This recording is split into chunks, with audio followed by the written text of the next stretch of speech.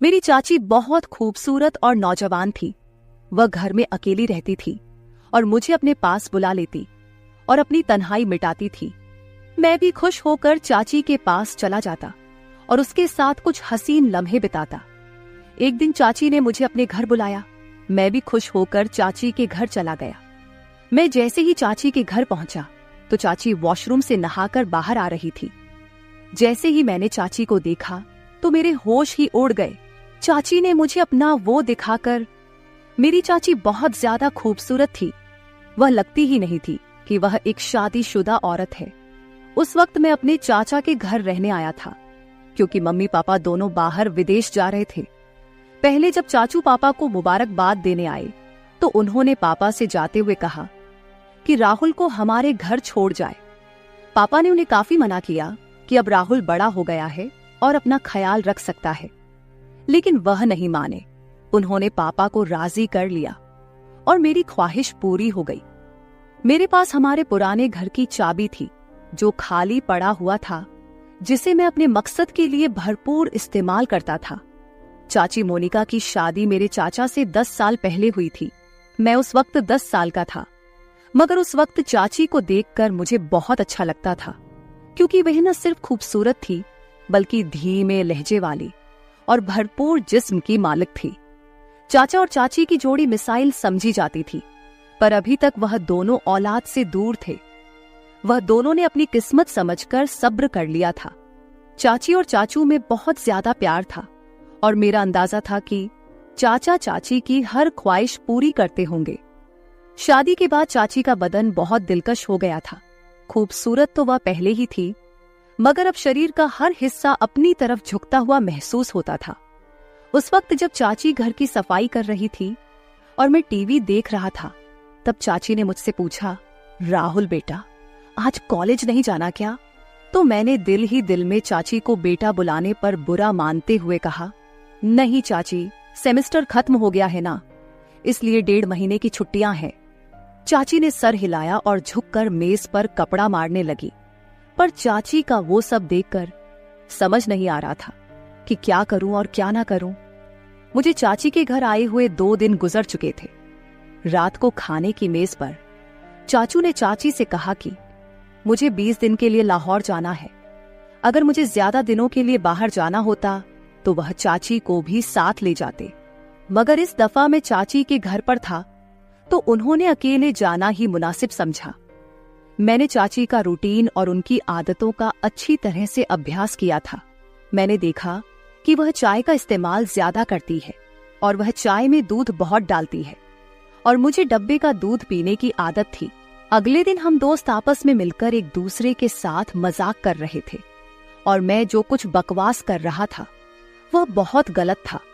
मेरी बातें सुनकर चाची बहुत हैरान हो गई। फिर उन्होंने मुझे अपनी आवाज देकर अपनी मौजूदगी का एहसास दिलाने की कोशिश की, लेकिन म्यूजिक की वजह से मुझे कुछ सुनाई नहीं दे रहा था। मेरी बकवास बातें काफी देर तक सुनती रही और फिर उठकर अपने कमरे में चली गई।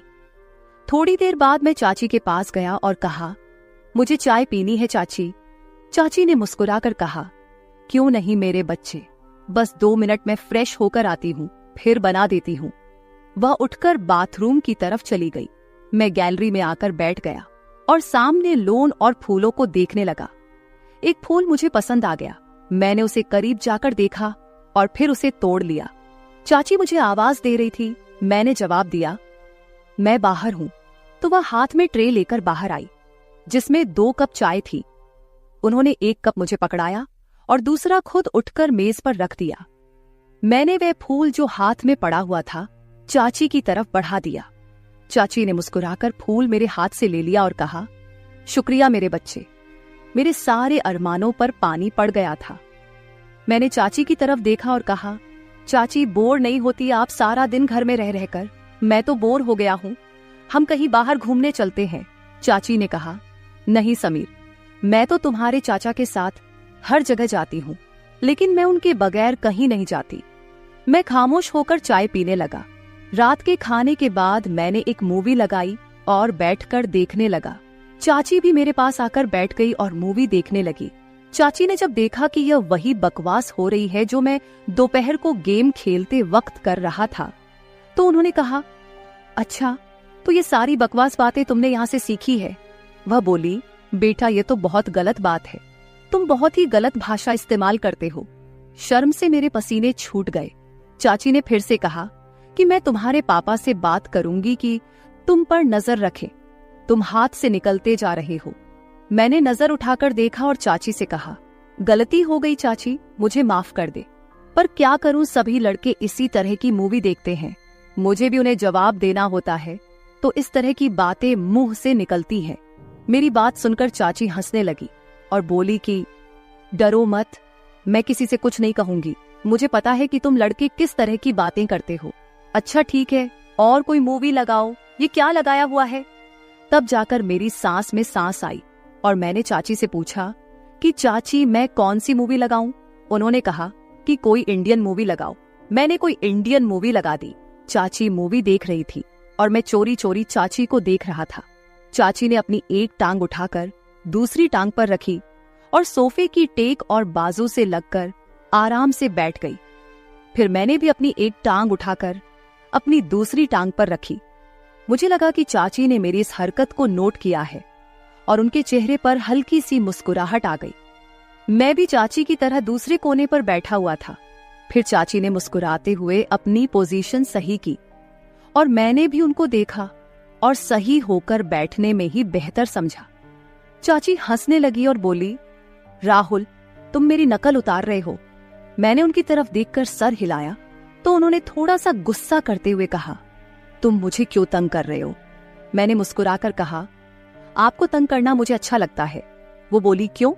मैंने फौरन कहा, कितने दिन हो गए हैं ना, किसी की डांट खाई है, ना किसी से जूते, ऊपर से आप बहुत ही बोर है। मेरी बात सुनकर उनके माथे पर बल पड़े थे। उन्होंने कहा, राहुल क्या मैं वाकई बोर हूं? तो मैंने कहा, पता नहीं अकेला रहकर मेरा क्या होगा। चाची ने मुस्कुराते हुए कहा, तुम्हें मार खानी है तो मैं देती हूं। वो मुझे कोई मासूम सा शरारती बच्चा समझ रही थी और ये बात मेरे फायदे की थी। शायद इसी तरह की फिजूल बातें करते करते चाची मुझे काफी नजदीक हो गई। जब रात के 11 बजे उनके मोबाइल पर चाचू का फोन आया, वह उठकर अपने कमरे में चली गई। मैंने भी थोड़ी देर मूवी देखी और टीवी बंद किया और अपने कमरे की तरफ जाने लगा। तभी मुझे चाची के कमरे से चाची की आवाज आई, यार बहुत मिस कर रही हूं आपको, पता नहीं कैसे गुजरेंगे ये दिन। पता नहीं दूसरी तरफ से क्या कहा गया, मगर जो बात चाची ने कही थी वह मेरे लिए किसी सरप्राइज से कम नहीं थी। सुबह मैं जल्दी उठा और फ्रेश होकर किचन की तरफ गया। किचन में कोई नहीं था। मैंने चाची के कमरे की तरफ जाकर देखा तो दरवाजा बंद था, यानी चाची सो रही थी। मैंने किचन में जाकर अपने लिए चाय बनाई और फिर कुछ स्लाइस गर्म करके मेज पर बैठकर नाश्ता करने लगा। मैं नाश्ता कर रहा था, तभी चाची के कमरे का दरवाजा खुला। वह बाहर निकली। मुझे देखकर थोड़ा सा शर्मिंदा होते हुए कहा, रात को नींद नहीं आई, बहुत लेट सोई थी, इसलिए सुबह जल्दी नहीं उठ सकी। मैंने मुस्कुराकर कहा, कोई बात नहीं, आपको नाश्ता करना है, चलो आज आपका नाश्ता मैं बना देता हूं। वो बोली, तुम और नाश्ता, क्या बात है? मैंने कहा, आप फ्रेश होकर आए, मैं नाश्ता बना देता हूं, फिर बात करेंगे। चाची ने सर हिलाया और मुस्कुराती दोबारा अपने कमरे में चली गई। तो मैंने कहा, चाची आपको नाश्ते में क्या पसंद है? चाची ने कहा, तुम जो भी बनाओगे मैं खुशी से खाऊंगी। मैंने दोबारा सर झुकाया और कहा, जैसे आपकी मर्जी, और मुड़कर किचन की तरफ गया। नाश्ता बनाकर किचन से आया और चाची को आवाज लगाई। चाची हॉल में आई और कुर्सी पर बैठ गई। मैंने कहा, चाची आपका नाश्ता तैयार है, और ट्रे उनके सामने रख दिया। चाची मेरी तरफ देखकर मुस्कुरा रही थी। चाची ने मेरे सर पर हाथ फेरा और मेरे बालों को खराब कर दिया। मैंने चाची का हाथ पकड़ लिया जो मेरे सर पर था और कहा, चाची आपने मेरे बालों का स्टाइल खराब कर दिया। चाची ने प्यार से मेरे गाल पर एक हल्का सा थप्पड़ लगाया और कहा, कुछ खराब नहीं हुआ, आराम से बैठो और नाश्ता करो। चाची ने नाश्ता किया और कहा कि राहुल तुम्हारा बहुत शुक्रिया, चलो हम दोनों पक्की दोस्ती करते हैं। आज बहुत दिनों के बाद मैं इस तरह हंसी हूं और इतना अच्छा नाश्ता किया है। मैंने मुंह बनाकर कहा, तो क्या हुआ चाची, क्या मैं आपका दोस्त नहीं हूं? चाची ने मेरे गाल पर चुटकी काटी और कहा, दोस्त हो पर कच्चे वाले, आज पक्की वाली दोस्ती करते हैं। मैंने अपने गाल मलकर कहा, यार आप आंटियों की तो ये बहुत गंदी आदत होती है, गाल ही लाल कर देती है। चाची मुस्कुराने लगी और दोनों हाथों को मेरे कानों की तरफ बढ़ाया तो मैं भागने लगा।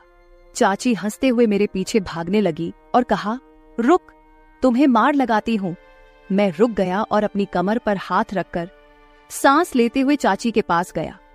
चाची ने एकदम मेरे दोनों कानों पर चुटकी काट ली और हंसने लगी। मैंने रोने वाली शक्ल बनाते हुए कहा, आपसे तो कोई प्यार की उम्मीद ही नहीं है, आप बहुत बेरहम हो। चाची ने हंसते हुए मुझे देखा और जहां मुझे चुटकी काटी थी और वहां प्यार करने लगी और कहा, सॉरी यार। चाची मुझसे अलग हुई और कहा, अच्छा मैं चेंज करके आती हूँ, फिर मार्केट से कुछ सामान लेकर आना है, वह ले आते हैं। मैंने कहा, ठीक है, मैं भी चेंज कर लेता हूँ, शायद कोई लड़की मेरे जाल में फंस जाए और मेरे भी मजे हो जाए। चाची ने मुस्कुराते हुए एक थप्पड़ मेरी कमर पर लगाया और कहा, राहुल थोड़ी सी तो शर्म करो। मैंने हैरानी से कहा, किस चीज से? चाची ने कहा, अपनी इस तूफानी हरकतों से। मैंने कहा, यार जिंदगी में थोड़ा सा मजा भी होना चाहिए, वरना तो सारी उम्र आप मुझे किसी काम का नहीं छोड़ेगी। चाची को पहले तो मेरी बात समझ नहीं आई, मगर जब उनको समझ आया तो उन्होंने अपने पांव से जुटी उतारी और कहने लगी, थोड़ी सी तो शर्म करो राहुल। मैं हंसकर अपने कमरे में चला गया। थोड़ी देर बाद मैं कमरे से बाहर आया और सोफे पर बैठकर टीवी देखने लगा। थोड़ी देर में चाची भी बाहर आ गई। जब वह बाहर निकली तो मेरी सांस ऊपर के ऊपर और नीचे की नीचे रह गई। सफेद कलर की कमीज पर नीचे जीन्स में चाची को देखते हुए कहा, मैडम जी का क्या इरादा है? चाची ने पहले अपने आप को देखा और फिर मुझे देखते हुए हैरानी से कहा, क्यों, क्या हुआ? मैंने दिल पर हाथ रखते हुए कहा, मैडम आपके दीवाने शहर में 1000 होंगे, मगर इतनी सुबह दुकान कौन खोलेगा? चाची को अपनी गलती का एहसास हो गया और बोली, ठीक कह रहे हो। मैंने कहा, मैडम जब आप बाहर निकलती होगी तो लोग आपको ही देखते होंगे। चाची ने मुस्कुराते हुए कहा, राहुल थोड़ी सी शर्म कर, मैं तेरी चाची हूं। मैंने भी सर झुकाकर कहा, ठीक है चाची। तो वह हंसने लगी और मेरे पास बैठते हुए कहा, बाज नहीं आओगे फ्लर्ट करने से। मैंने उनकी तरफ देखते हुए कहा, कौन बदकिस्मत आपसे फ्लर्ट करना चाहता है? चाची ने मुस्कुराते हुए कहा, माफ कर यार। थोड़ी देर की खामोशी के बाद चाची मेरे करीब आई और बोली, सच में तेरी कोई गर्लफ्रेंड नहीं है? मैंने उनकी तरफ देखा और कहा, कोई आप जैसी मिली ही नहीं, वरना उसे गर्लफ्रेंड क्या अपनी लाइफ पार्टनर बना लेता, चाहे पापा को समझाना पड़ता। चाची ने मुस्कुराते हुए कहा, मैं अच्छी लगती हूँ आपको? तो मैंने भी फिर किसी आशिक की तरह सर झुकाकर हल्का सा कहा, बहुत ज्यादा चाची। चाची ने कहा, तू बाज नहीं आएगा। चाची ने कहा, राहुल दूध ले आओ, खत्म हो गया है। मैंने सर हिलाया और मार्केट की तरफ चला गया। वापस आकर दूध के बर्तन को फ्रीजर में रखा और चाची को बताने उनके कमरे में गया। पर सामने जो मंजर था वह पागल कर देने के लिए काफी था। चाची शायद नहाकर निकली थी और यह वक्त मुझ पर कहर बरसा रहा था और मेरी हालत ऐसी हो गई थी कि टांगों में जान ही ना रही। मैं पलटने ही वाला था कि चाची ने आवाज देकर पूछा, ले आए हो दूध? मेरे हलक से तो जैसे आवाज ही नहीं निकल रही थी। मैंने सर हिलाया तो चाची आहिस्ता आहिस्ता कदमों से चलती हुई मेरी तरफ आई और मेरे चेहरे के नीचे हाथ रखकर कहा, क्या हुआ राहुल? मैंने चेहरा ऊपर उठाया और उनकी आंखों में देखते हुए कहा, कुछ नहीं चाची। चाची ने मेरी आंखों में देखा और कहा, राहुल सच सच बताओ, मेरा इस तरह तुम्हारे सामने आना अच्छा है क्या? मैंने सर हिलाया और दोबारा सर झुकाकर कहा, अगर आपको लग रहा है कि मैं आपकी तरफ अट्रैक्ट हो रहा हूं तो आप गलत है चाची। चाची, आपका जिस्म आपकी मोहब्बत के इजहार का जरिया है, लेकिन यही सब कुछ ठीक नहीं है। चाची ने एक लंबा सांस लिया और मुझे इस तरह देखा जैसे मैं दीवाना हूं। मैंने दोबारा सर उठाया और कहा, पर मैं यह भी नहीं चाहता कि आप थोड़ी देर के लिए मुझे अपनाएं और फिर जिंदगी भर के लिए मुझे अपने दीदार से महरूम कर दे। चाची के लिए बहुत नाजुक निर्णय था। फिर वह एक तरफ बेड पर बैठ गई और कहा, मेरे पास आओ और यहाँ बैठो। मैं आराम से चलता हुआ उनके पास बैठ गया। उन्होंने मेरा हाथ पकड़कर अपने दूसरे हाथ पर रखा और कहा, समीर जो मिल जाए उस पर शुक्र करना चाहिए। चाची के जहन में क्या चल रहा था और उस वक्त वहां से मैदान जंग छोड़कर भाग जाने वाली बात थी। मैं सुकून से कमरे में वापस आ गया। तभी मुझे लगा कि चाची अंदर रो रही है। उनकी सिसकने की आवाज बाहर तक आ रही थी। मैं दरवाजे के पास गया और कहा कि आप ठीक है? अंदर से कोई जवाब नहीं आया, बस सिसकने की आवाज बंद हो गई। मैंने फिर पूछा, चाची क्या बात है, आप क्यों रो रही है? अंदर से आवाज आई, राहुल मैं थोड़ी देर के लिए अकेली रहना चाहती हूँ, प्लीज अपने रूम में चले जाओ। मैंने कहा, ठीक है, आप ठीक तो है ना? चाची ने कहा, मैं ठीक हूं। मुझे कुछ समझ नहीं आ रहा था कि आगे क्या करना चाहिए। मैं जल्दी से वापस आ गया। फिर कुछ देर बाद चाची भी फ्रेश होकर बाहर आई और मुझसे माफी मांगने लगी। उस दिन के बाद से मैंने चाची का बहुत ज्यादा ख्याल रखना शुरू कर दिया, क्योंकि वह बहुत ज्यादा तन्हाई का शिकार हो गई थी और मुझसे प्यार करने लगी थी। मैंने फोन करके चाचू को वापस बुला लिया। चाची जवान और खूबसूरत औरत थी, इसलिए वह अपनी तन्हाई को मिटाने के लिए बहुत ज्यादा तरस गई थी। लेकिन यह शुक्र है कि हम दोनों में इस तरह का कुछ भी नहीं हुआ। कुछ दिन मैंने और चाची के घर गुजारे और फिर मेरे मम्मी पापा घर वापस आ गए और मैं अपने घर वापस चला गया। मेरा सभी लोगों को यही कहना है कि हमेशा घर में किसी के सहारे अपनी बहन या बीवी को अकेले छोड़कर ना जाए, क्योंकि अकेलेपन से जूझ रहा इंसान कभी भी गलत रास्ते पर जा सकता है। लिहाजा ये काम करने से पहले 1000 बार सोचे, क्योंकि आप लोगों के घर टूट सकते हैं। मर्दों को गुजारिश है कि वह अपनी बहन या बीवी को किसी के भरोसे छोड़कर ना जाए। तो मेरे प्यारे दोस्तों, यह थी हमारी आज की छोटी सी कहानी। आपको यह कहानी कैसी लगी कमेंट करके जरूर बताएं। अगर आप ऐसी ही और भी इंटरेस्टिंग और रोमांटिक कहानियां सुनना चाहते हो तो चैनल को सब्सक्राइब जरूर कर ले और बेल आइकॉन ऑन कर ले, ताकि आपको मेरी हर कहानी समय पर मिल सके। कल मिलेंगे एक और नई कहानी के साथ। धन्यवाद। मोहन हमेशा मेरे आगे पीछे घूमता रहता था। मैंने उसे छोटा समझा था, लेकिन एक दिन वो मेरे करीब आया और मुझसे कहा, मालकिन मुझे छोटा समझने की गलती मत करना। उस रात जब मैंने उसे देखा तो मेरी आंखें हैरत से फटी की फटी रह गई, क्योंकि उस रात मोहन ने 20 साल के लड़के की तरह नहीं बल्कि 30 साल के आदमी की तरह मुझे। दोस्तों, कहानी सुनने से पहले दिल थाम कर बैठिएगा, क्योंकि कहानी बहुत ही रोमांचक और खतरनाक होने वाली है। चलिए कहानी शुरू करते हैं। जिस दिन से मोहन मेरे पास सोने लगा था, तब से मेरे शरीर में बदलाव आने लगे थे। मुझे लगा था कि मोहन अभी छोटा है और उसे कुछ समझ नहीं आता होगा, लेकिन धीरे धीरे उसकी गलत हरकतें मेरे सामने आने लगी। अब मुझे अच्छी तरह से समझ आ गया था कि मोहन मुझसे क्या चाहता है। मैंने कभी सोचा भी नहीं था कि एक 20 साल का लड़का मेरी तरह की 40 साल की महिला को इतना सुख दे सकता है। आज से कुछ महीने पहले मैं उसको अपने गांव से अपने साथ शहर लाई थी। मेरे घर में सिर्फ मैं और मेरा 1 साल का बेटा था। जब मैं काम पर जाती थी तो मोहन मेरे बच्चे की देखभाल करता और वह मेरे घर का ध्यान रखता था। मैं बिना शादी के मां बन गई थी। मेरे बॉयफ्रेंड ने शादी का झांसा देकर मेरे साथ प्रेम का खेल खेला। जब मैं गर्भवती हो गई तो मैं उसको बताने के लिए उसके घर गई और वहां मैंने देखा कि उसकी शादी हो रही थी। उसने मेरे साथ प्यार करने का नाटक किया। जब मैं गर्भवती हो गई तो उसने किसी और लड़की से शादी कर ली। मेरे पेट में पल रहे बच्चे को मारने का मेरा मन नहीं हुआ और जब मैंने गर्भपात कराने का सोचा तब तक समय निकल चुका था। मैं 4 महीने की गर्भवती हो चुकी थी। जब मेरे मम्मी पापा को इस बात का पता चला तो उन्होंने मुझे घर से बाहर निकाल दिया और मैं शहर आकर बिल्कुल अकेली रहने लगी। कुछ महीनों बाद मेरे दादाजी बहुत बीमार हो गए तो मैं उनको मिलने के लिए अपने गांव गई। मेरे दादाजी ने मुझे मिलने के लिए बुलाया था, इसलिए मैं गांव गई थी। जब मैं गांव पहुंची तो वहां पर सिर्फ मेरे दादाजी ने ही मेरे बेटे को प्यार से गोद में लिया था। मेरा बेटा अंश दादाजी की गोद में खेल रहा था। तभी मुझे मेरे ऑफिस से फोन आया और मैं बात करने के लिए बाहर चली गई। जब मैं वापस आई तो मेरा अंश दादा के पास नहीं बल्कि घर के एक नौकर के पास था। मैंने देखा कि अंश उस नौकर के पास अच्छे से खेल रहा था। मैंने अपने बच्चे को उस नौकर से लिया और वहां से जाने लगी। तभी उस नौकर ने मुझे रोक लिया और कहने लगा, मालकिन, मुझे आपकी थोड़ी मदद चाहिए।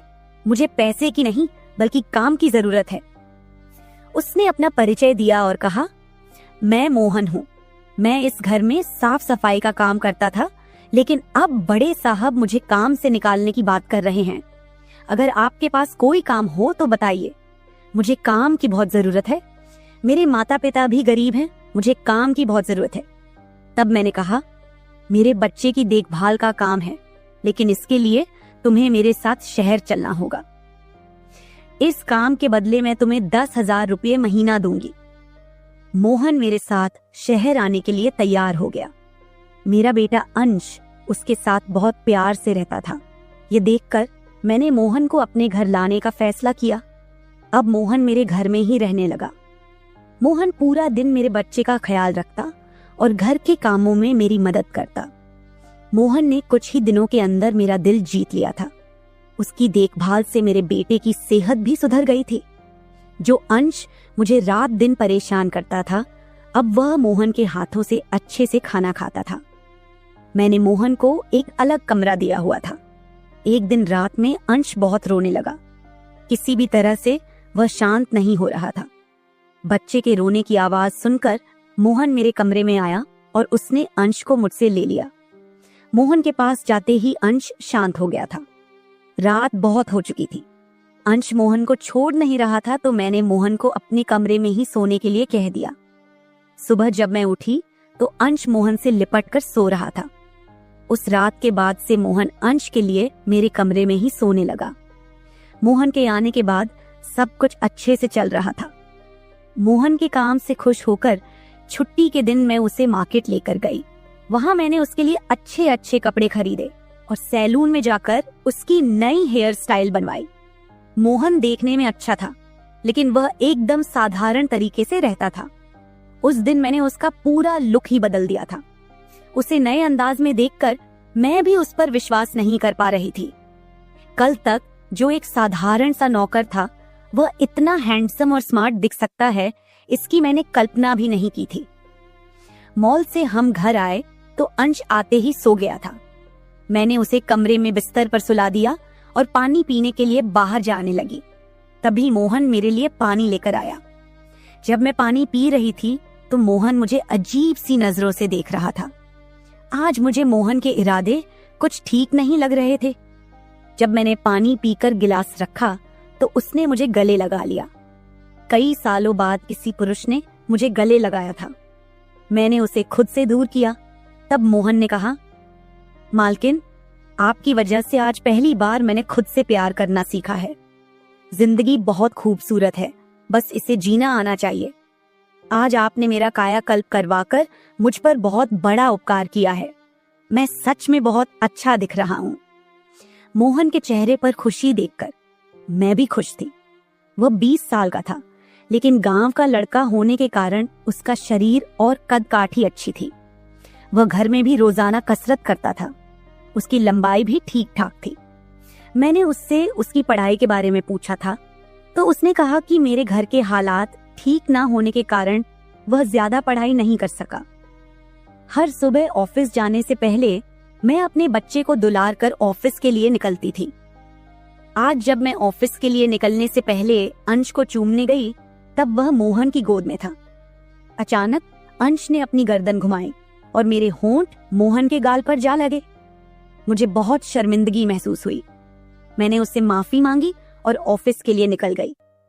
शाम को जब मैं घर आई, तब भी मैं मोहन की आंखों में नजर नहीं मिला पा रही थी। मोहन ने अंश को खाना खिलाकर सुला दिया था। फिर हम दोनों ने साथ में खाना खाया। खाना खत्म करने के बाद मैं अपने कमरे में गई। वहां मैं अपनी दवाइयां ले रही थी, क्योंकि आज मैं बहुत थक चुकी थी और मेरे सिर में बहुत दर्द था। उसी की दवा मैं ले रही थी। दवा लेने के बाद भी मेरा सिर बहुत दर्द कर रहा था। मैं अपने कमरे में सिर पकड़कर बैठी हुई थी। जब मोहन ने मुझे इस हालत में देखा तो वह पूछने लगा कि मालकिन, क्या हुआ है। जैसे ही उसे पता चला कि मेरा सिर दर्द कर रहा है, उसने मेरे सिर की मालिश शुरू कर दी। मोहन की मालिश से मुझे आराम मिल रहा था। धीरे धीरे मुझे गहरी नींद आने लगी। उस रात मुझे बहुत अच्छी नींद आई थी। अगले दिन हमारे ऑफिस में पार्टी थी और मैं उसके लिए अच्छे से तैयार हो रही थी। आज मैंने गुजराती लुक अपनाने का फैसला किया। मैंने घाघरा पहन लिया था, लेकिन स्कर्ट का नॉट बांधने में मुझे दिक्कत हो रही थी। तब मैंने मोहन को कमरे में बुलाया और उससे नॉट बांधने को कहा। नॉट बांधते समय उसका हाथ मेरी खुली पीठ पर से गुजर रहा था। मैंने उसे छोटा समझा था, इसलिए मैंने उसे यह काम करने के लिए कहा था। मेरे पास और कोई भी रास्ता नहीं था। तैयार होकर जब मैं जाने लगी तो मोहन ने मेरा हाथ पकड़कर मुझे रोक लिया और अंदर से काजल लेकर आया। उसने मेरे कान के पीछे काजल लगाया और कहा, मालकिन, अब आपको किसी की नजर नहीं लगेगी, आप बहुत सुंदर लग रही हैं। उसकी बात सुनकर मैं खुश हो गई और ऑफिस जाने लगी। उस दिन शाम को जब मैं घर आई तो मेरे साथ मेरी एक सहेली और उसका बॉयफ्रेंड भी आया। मोहन ने आज बहुत अच्छा खाना बनाया था। मेरी सहेली रितिका और उसका बॉयफ्रेंड 4-5 दिन मेरे घर रुकने वाले थे। अगले दिन रात को मोहन ने खाना बनाया और रितिका और उसके बॉयफ्रेंड को खाने के लिए बुलाया, लेकिन वो दोनों अपने कमरे में ही ड्रिंक कर रहे थे। रितिका तो बहुत ज्यादा पी चुकी थी, वह खाना खाए बिना ही सो गई। उसका बॉयफ्रेंड अरुण हमारे साथ खाना खाने बैठा। उसने कहा, नेहा, तुम रितिका से भी ज्यादा सुंदर हो। अरुण के बोलते ही मोहन उसे गुस्से से देख रहा था। खाना खत्म करने के बाद अरुण अपने कमरे में चला गया। उसके जाते ही मोहन मुझसे कहने लगा, मालकिन, आपके ये कैसे दोस्त हैं? मुझे उस आदमी की बात बिल्कुल भी अच्छी नहीं लगी। तब मैंने मोहन से कहा, मैं तुम्हें घर के मेंबर की तरह समझती हूँ। इसका यह मतलब नहीं कि तुम मेरे मेहमानों से कुछ भी कहे। तुम एक नौकर हो और नौकर की तरह रहो। ज्यादा होशियार बनने की जरूरत नहीं है। तुम्हारा जो काम है सिर्फ वही करो, बाकी मुझे कुछ सिखाने की जरूरत नहीं। मोहन को डांटकर मैं अपने कमरे में चली गई। मैंने उसे डांट दिया था, फिर भी वह मेरे लिए पानी लेकर आया।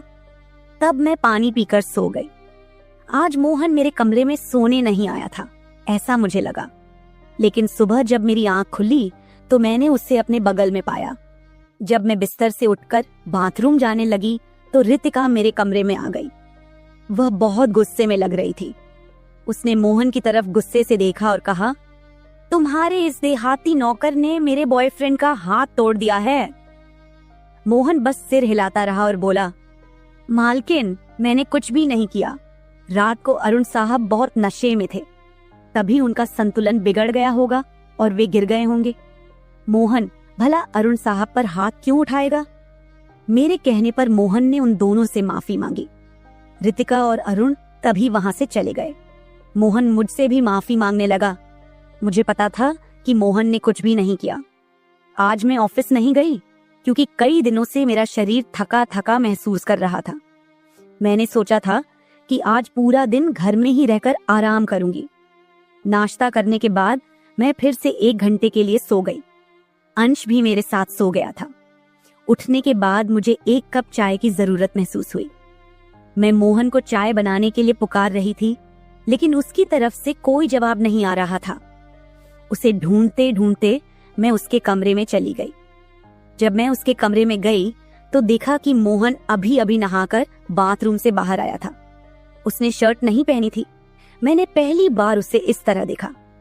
मोहन का शरीर बेहद मजबूत था। उसका शरीर किसी योद्धा की तरह दिख रहा था। मैं उसे टकटकी लगाकर देख रही थी। मुझे उस वक्त कोई होश नहीं था। कई सालों बाद मैं किसी जवान मर्द को इस तरह बिना कपड़ों के देख रही थी।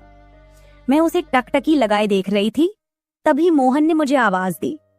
वह मेरे सामने शर्ट पहनकर खड़ा था, फिर भी मैं अपनी सुध बुध खोए उसे देख रही थी। उसने मेरी आंखों के सामने चुटकी बजाई। तब मैं होश में आई और उससे कहा कि मेरे लिए चाय बना दे। आज मैंने घर में ही थोड़ा खुद का स्किन केयर करने का सोचा, इसलिए दोपहर के समय मैं अपने कमरे में अपना पार्लर चलाने लगी। उस समय मैंने शॉर्ट्स और गाउन पहन रखा था और मैं अपने पैरों का वैक्सिंग कर रही थी। वैक्सिंग करते समय गलती से मैंने थोड़ा ज्यादा गर्म वैक्स अपने पैर पर लगा लिया, जिससे जलन हुई और मेरे मुंह से तेज आवाज निकल गई। मेरी आवाज सुनकर मोहन भागता हुआ मेरे कमरे में आया। उसने मेरे जले हुए पैर को देखा। उसने मेरे पैर से गर्म वैक्स हटाया और वहां क्रीम लगा दी। उसके हाथ बार बार मेरे पैर पर अनजाने में फिर रहे थे और उस वक्त मेरे मन में जो भावनाएं उत्पन्न हो रही थीं, उन्हें व्यक्त करना मेरे लिए मुश्किल हो रहा था। मेरे पैर में इतना ज्यादा दर्द हो रहा था कि मेरी सिसकियां निकल रही थीं। मेरी हालत देखकर मोहन ने कहा, मालकिन, अब आप आराम से बिस्तर पर लेट जाइए। आपको जो भी करना है मुझे बताइए, मैं आपकी मदद कर दूंगा। मैंने उसे मेरे दूसरे पैर का वैक्सिंग करने को कहा। मोहन ने जैसा मैंने बताया वैसा ही किया। उसने मेरे चेहरे की मसाज भी कर दी। जब वह मेरी मसाज कर रहा था तो उसके स्पर्श में एक अजीब सा सुकून था, जिसने मेरी पूरी थकान दूर कर दी। अब मोहन मेरे कुछ ज्यादा ही करीब होने लगा था और मुझे भी समझ आने लगा था कि वह मुझसे क्या चाहता है। आज रात मैंने उसे मेरे कमरे में सोने के लिए मना कर दिया। दिन भर मैं घर में नहीं होती, कम से कम रात को तो मुझे मेरे बच्चे के साथ अकेले समय बिताना चाहिए। हर बार मोहन का मेरे कमरे में आना मुझे पसंद नहीं था, इसलिए मैंने उसे कमरे में सोने के लिए मना कर दिया। इस तरह दिन बीतने लगे। कुछ दिनों तक तो मेरा बेटा अंश मोहन के बिना सो नहीं पाया, लेकिन धीरे धीरे उसने रोना बंद कर दिया और उसको मोहन के बिना सोने की आदत हो गई। इस बीच मुझे अपने अंदर कुछ अजीब से बदलाव महसूस होने लगे थे। सुबह उठते ही मेरा शरीर बहुत दुखने लगता था, जैसे सारा दिन किसी भारी काम में बीता हो। हर रात यही सवाल मेरे मन में गूंजता, अचानक ये सब क्यों हो रहा है? कहीं मेरे साथ कुछ गलत तो नहीं होता? कुछ दिनों में मेरी शारीरिक पीड़ा इतनी बढ़ गई कि मुझे बिस्तर से उठने की भी इच्छा नहीं होती थी। आखिरकार मैंने ऑफिस से 1 हफ्ते की छुट्टी ले ली, ये सोचते हुए कि शायद आराम करने से थोड़ा ठीक हो जाऊं। अब सारा दिन अंश मोहन के साथ ही रहता था। जब उसे भूख लगती तो वह बीच बीच में मेरे पास आ जाता। आज मैं अपने कमरे में अपनी कमर पकड़े बैठी थी। कमर में बहुत ज्यादा दर्द हो रहा था। मन में कई ख्याल चल रहे थे। क्या ये दर्द कोई संकेत है? क्या मुझे किसी बड़ी परेशानी का सामना करना पड़ेगा? रात के 10 बजे का वक्त था। मोहन पानी लेकर मेरे कमरे में आया। मेरी कमर पर हाथ देखकर उसने समझ लिया कि मुझे बहुत तकलीफ हो रही है। मोहन ने कहा, मैडम, अगर आपको कोई आपत्ति न हो तो मैं आपकी कमर की मालिश कर देता हूँ। मेरी कमर इतनी दुख रही थी कि मैंने उसकी मालिश के लिए हाँ कर दी, लेकिन उससे पहले मैंने अपने कमरे की लाइट बंद कर दी। छोटे 0 बल्ब की रोशनी में मेरी कमर उसे नहीं दिखेगी, इसलिए मैंने कमरे की बड़ी लाइट बंद करके 0 बल्ब जला दिया। मोहन ने धीरे धीरे मेरी कमर पर मालिश शुरू दी। उसकी उंगलियों का स्पर्श ऐसा था जैसे दर्द को धीरे धीरे चुरा ले जा रहा हो। मैं कुछ पल के लिए पूरी तरह सुकून में खो गई। ऐसा लग रहा था कि मेरी सारी पीड़ा बस छू मंतर हो गई हो। मालिश करते करते मोहन ने अचानक पूछा, मैडम, क्या आपको कभी अंश के पिता की याद नहीं आती? उसका सवाल सुनकर मैं कुछ पल के लिए चुप हो गई। फिर उसने धीरे से कहा, आप इतनी खूबसूरत और जवान हैं, फिर भी आपने अकेले रहने का फैसला क्यों किया? उसकी बातों ने जैसे मेरे दिल को छू लिया। मैंने उससे कहा कि शायद तुम्हारे सवाल का उत्तर मेरे पास नहीं है। उस सवाल पर वहीं विराम लग गया। उसने मेरी बात सुनकर कुछ नहीं कहा, लेकिन उसने मालिश जारी रखी। आज मुझे मोहन के इरादे कुछ ठीक नहीं लग रहे थे। मैं सोचने लगी, क्या मोहन सिर्फ सवाल कर रहा था या उसके मन में कुछ और था? मुझे समझ नहीं आ रहा था कि ये सब सिर्फ एक सामान्य बातचीत थी या फिर किसी रिश्ते की शुरुआत का संकेत। उस रात मोहन की मालिश से मुझे अच्छी नींद आ गई थी। 2 दिन बाद वह तारीख आने वाली थी जब मैंने पहली बार अपने प्रेमी से मुलाकात की थी। उस दिन का इंतजार मेरे दिल में एक तूफान ला रहा था। आखिरकार वह दिन आ ही गया। सुबह से ही मैंने खुद को किसी न किसी काम में व्यस्त रखने की कोशिश की, लेकिन जैसे जैसे रात गहरी हो रही थी, मुझे उसके साथ बिताए पल बार बार याद आ रहे थे। आज मुझे बहुत ही अकेलापन महसूस हो रहा था। आज वह मेरे साथ नहीं था, लेकिन वह मेरे बच्चे का पिता था। अंश को देखकर मुझे रोज उसकी याद आती थी और आज मैं अपनी भावनाओं को छुपा नहीं पाई। मैं अपने कमरे में जोर जोर से रोने लगी। अंश मेरे पास में सो रहा था, इसका भी मुझे ध्यान नहीं रहा। मोहन पानी लेकर मेरे कमरे में आया। मुझे रोते हुए देखकर उसने मुझे पानी पिलाया। पानी पीते हुए मैं थोड़ा शांत हुई, लेकिन मेरी आंखों से बहते आंसू रुकने का नाम नहीं ले रहे थे। मेरे रोने की आवाज सुनकर अंश हल्का सा हिलने लगा। उसे जागता देख मोहन ने तुरंत कहा, आप मेरे कमरे में चलिए, अंश को आराम से सोने दीजिए। जैसे ही मैं मोहन के कमरे में पहुंची, मैं खुद को रोक नहीं पाई और उसे कसकर गले लगा लिया। ऐसा लग रहा था कि मैंने अपना होश खो दिया था। मेरा रोने का कारण सुनकर मोहन भी शांत हो गया था। वह लगातार मेरे आंसू पोंछ रहा था और मैं रोए जा रही थी। रोते रोते मैंने उसका कंधा पकड़ लिया। धीरे धीरे मैंने उसे और करीब खींच लिया। मैंने उससे कहा, मोहन, आज की रात मैं तुम्हारे कमरे में बिताना चाहती हूँ। तब मोहन ने कहा, मैडम, मैं अभी छोटा हूँ, मुझे कुछ भी नहीं आएगा। उसकी बात सुनकर मैंने धीरे धीरे उसे और करीब खींच लिया और कहा, मोहन, मुझे कुछ नहीं चाहिए, बस तुम्हारा साथ चाहिए ताकि मैं इस अकेलेपन को भूल सकूं। उस रात मैं उसके कमरे में थी, लेकिन सुबह जब मैं उठी तो वह मेरे पास नहीं था। उसकी शर्ट वहीं पड़ी हुई थी। जब मैं बाहर गई तो मैंने देखा कि मोहन मेरे बच्चे को दूध और बिस्किट खिला रहा था। यह देखकर मेरे दिल को एक अलग सी खुशी का एहसास हुआ। मुझे अंश का ख्याल नहीं आया था, लेकिन मोहन ने नहीं भुलाया। उसने हम दोनों माँ बेटे को खुश कर दिया था। रात की थकान के बाद मैं सुबह देर से उठी थी। दिन भर मोहन ने मुझसे नजरें नहीं मिलाई। आज रितिका मुझसे मिलने घर आई थी।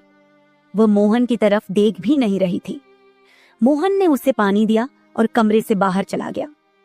थोड़ी देर बातें करने के बाद रितिका जाने लगी। जाते समय उसने मुझसे कहा, जितनी जल्दी हो सके अपने नौकर को यहाँ से निकाल दो। वह दिखने में जितना मासूम लगता है उतना है नहीं। उसकी बात का मैंने खास ध्यान नहीं दिया। रोज की तरह रात को खाना खाने के बाद मोहन ने मुझे पानी का गिलास मेरे कमरे में लाकर दिया और उसने अंश को भी सुला दिया था। अंश आज बाहर हॉल में झूले में सो रहा था। मोहन उसकी देखभाल कर रहा था।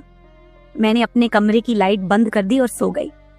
कुछ समय बाद मुझे अंश की आवाज सुनाई दी। उसकी आवाज से मेरी नींद खुली। मैं उठने वाली थी कि तभी उसकी रोने की आवाज बंद हो गई। कुछ समय बाद मुझे अपने कमरे का दरवाजा खुलने की आवाज सुनाई दी। मैं चुपचाप सब देख रही थी। मोहन मेरे कमरे में आया था। उसने मेरे पास आकर यह देखने की कोशिश की कि मैं सो रही हूं या नहीं, और फिर उसने मेरा मोबाइल उठाया। उसकी वह खोजबीन देखकर मैंने जल्दी से कमरे की लाइट ऑन कर दी। मुझे जागता हुआ देखकर वह चौंक गया। मैंने उसके हाथ से अपना मोबाइल छीन लिया। मैंने उससे कहा, मोहन, यह सब क्या चल रहा है? तुम इस वक्त यहाँ क्या कर रहे हो? वह कुछ नहीं कहकर वहां से जाने लगा, लेकिन मैंने उसे इतनी आसानी से छोड़ने का इरादा नहीं किया था। मैंने उसे उसका वीडियो दिखाया जिसमें वह रितिका के बॉयफ्रेंड पर हाथ उठा रहा था। उस दिन अरुण के मोबाइल का कैमरा गलती से चालू रह गया था और उसमें उनकी हाथापाई रिकॉर्ड हो गई थी। सुबह जब रितिका मुझसे मिलने आई थी तब उसने मुझे वह वीडियो दिखाया था और तब से मैं मोहन पर नजर रख रही थी। मैंने कहा, मोहन, तुमने झूठ क्यों बोला? तुमने अरुण पर हाथ क्यों उठाया? तब उसने कहा, जो भी आप पर बुरी नजर डालेगा उसके साथ मैं यही करूंगा। मैडम, उस रात जब अरुण नशे में था वह आपके कमरे में आया था। वह आपके साथ कुछ गलत करने की कोशिश कर रहा था और इसलिए मैंने उस पर हाथ उठाया। मोहन की बात सुनकर मैंने कहा, ठीक है, मैं तुम्हारी बात मानती हूँ, लेकिन तुम मुझे नींद की दवा क्यों दे रहे थे? आज मैंने तुम्हें मेरे पानी में दवा मिलाते हुए देखा है। तुम्हारी नजर मुझ पर थी और तुम जो चाहते थे वह मैंने तुम्हें दे दिया है। अब बिना कुछ कहे अपना सामान उठाओ और यहाँ से चले जाओ। मैंने गुस्से में कहा, लेकिन मेरी आवाज कांप रही थी। मेरी बात सुनकर उसने मेरी आंखों में देखा और जवाब दिया, आप जो सोच रही हैं वह गलत है। कल रात मैंने आपके साथ कुछ भी गलत नहीं किया। मैंने आपके पानी में सिर्फ एक हल्की नींद की दवा मिलाई थी, जिससे आप मेरे पास आते ही सो गई थी, और मुझे आपके साथ कुछ भी गलत नहीं करना था। मैडम, आप जैसा सोच रही हैं वैसा कुछ भी नहीं हुआ है। मैंने कहा, सच सच बताओ, तुम कौन हो और ये सब क्यों कर रहे हो? मैंने शक भरी नजरों से उसे देखा। वह थोड़ी देर चुप रहा, फिर गहरी सांस लेते हुए बोला, मैं आपको सच बताना चाहता हूँ। कुछ दिनों पहले मैंने आपको रात में फोन पर बातें करते हुए सुना। आपकी बातें सुनकर मैं समझ गया था कि आप फिर से अपने उस धोखेबाज बॉयफ्रेंड से मिलने जा रही हैं। वह शख्स आपके लिए किसी बड़ी मुसीबत का कारण बन सकता है। आप रात को उससे मिलने की योजना बना रही थी, इसलिए मैंने यह कदम उठाया और आपको नींद की दवाई दी। तुमने मेरी बातें सुनी? तुम कौन हो और तुम्हें मेरी जिंदगी में इतनी दिलचस्पी क्यों है? मैंने उसकी तरफ बढ़ते हुए पूछा। उसने कहा, आपके पिताजी ने मुझे आपकी मदद के लिए यहाँ भेजा था। वो आपकी बहुत परवाह करते हैं। उन्होंने मुझे आपकी तस्वीर दिखाकर बताया कि आप किसी पर आसानी से भरोसा नहीं करती। जब मैंने आपको पहली बार देखा तो ऐसा लगा जैसे आप मेरे दिल के बेहद करीब आ गई थीं। लेकिन मैंने ठान लिया था कि मैं सिर्फ आपकी भलाई के लिए काम करूंगा, चाहे जो हो। थोड़ी देर रुककर उसने मेरी ओर देखा और आगे बोला, लेकिन जब मैंने यहाँ आकर देखा कि आपका बॉयफ्रेंड आपको धोखे में रख रहा है, तो चुप रहना मेरे लिए मुश्किल हो गया। उसने अपनी पत्नी को तलाक नहीं दिया है और वह आपके करीब सिर्फ इसलिए आ रहा है ताकि आपके बच्चे को अपने पास ले जा सके। उसका मकसद कभी भी सच्चा नहीं था। यह सुनकर मेरे पैर तले जमीन खिसक गई। मैंने उस पर भरोसा नहीं किया, लेकिन उसने जो बातें कही उनका सच जानने के लिए मैंने जांच की। जो कुछ भी उसने कहा था वह सच निकला। मेरा बॉयफ्रेंड मुझे धोखा दे रहा था। कुछ समय बाद मैंने मोहन से पूछा, तुमने यह सब क्यों किया? तुम्हारा मकसद क्या था? उसने कहा, मैं सिर्फ यह चाहता था कि आप सुरक्षित रहें। आपके लिए मेरी भावनाएं सच्ची हैं, लेकिन मैंने कभी उन भावनाओं को आप पर थोपने की कोशिश नहीं की। उस दिन मुझे एहसास हुआ कि मोहन जैसा ईमानदार और सच्चा इंसान मेरी जिंदगी में था। उसने मेरी सुरक्षा के लिए जो किया वह किसी और ने शायद ही किया होता। आज मैं मोहन के साथ एक नई जिंदगी शुरू कर चुकी हूँ। उसने मेरे भरोसे को जीता और मुझे एक ऐसा साथी दिया जो मुझे और मेरे बच्चे को दिल से चाहता है। मेरे पिताजी की वजह से आज मैं इस खुशहाल जिंदगी का हिस्सा हूँ। मोहन जैसा पति पाना मेरे लिए किसी वरदान से कम नहीं। दोस्तों, जब हम किसी से प्यार करते हैं तो हमारी आंखें बंद हो जाती हैं और दिल पूरी तरह भरोसा कर लेता है। उस वक्त हमें न अपनी समझ दिखती है, न किसी और की बात सुनाई देती है। ऐसा ही मेरे साथ हुआ। मैंने आंखें मूंदकर अपने बॉयफ्रेंड पर भरोसा किया। लगा कि वो मेरा हर पल साथ देगा, लेकिन वही इंसान जिसने साथ निभाने की कसम खाई थी, उसने मुझे धोखा दे दिया। और सोचने वाली बात यह है कि जिसने कोई वादा नहीं किया था वो हर पल मेरे साथ खड़ा रहा। दोस्तों, सोचिए इस कहानी ने हमें क्या सिखाया। क्या आपको भी लगता है कि प्यार करने से पहले हमें दिल ही नहीं, दिमाग भी लगाना चाहिए? किसी को जानने और समझने का वक्त देना चाहिए। क्या प्यार में भरोसे से पहले समझदारी जरूरी है, या दिल के फैसले ही सबसे सही होते हैं? अपनी राय नीचे कमेंट में जरूर बताएं। शायद आपकी सोच किसी की जिंदगी बदल दे। ऐसी ही दिलचस्प और रोमांचक कहानियों के लिए हमारे चैनल को सब्सक्राइब करना न भूलें। धन्यवाद।